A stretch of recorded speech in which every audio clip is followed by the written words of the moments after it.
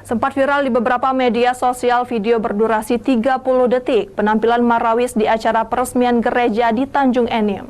PLT Bupati Muara Enim berikan keterangan resmi.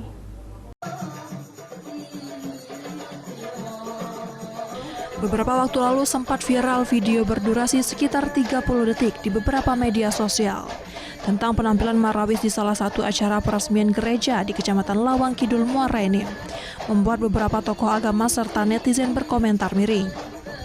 Pihak pemerintah Kabupaten Muara Enim kemudian memberikan keterangan resmi terkait beredarnya video yang membuat resah masyarakat, yang sebagian menganggap hal tersebut tidak pantas.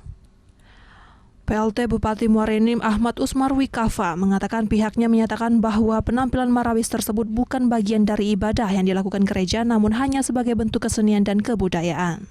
Namun hanya bentuk penghargaan hubungan baik antara pihak gereja dengan Nahdlatul Ulama yang sudah terjalin lama. Saat itu dengan Kapolres, dengan Kajari dan lain sebagainya, kami bisa memastikan bahwa acara Marawis tersebut yang berada di Gereja Santo Yosef tersebut bukanlah kegiatan ibadah, melainkan bisa kita rasakan sebagai kesenian dan kebudayaan. Dari beberapa komentar yang beredar seiring video yang viral, banyak sekali tanggapan negatif terhadap apa yang terjadi di dalam video tersebut.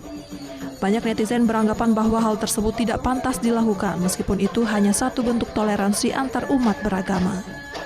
Dari Muara Enim, Edwin Sasatria, iNews melaporkan.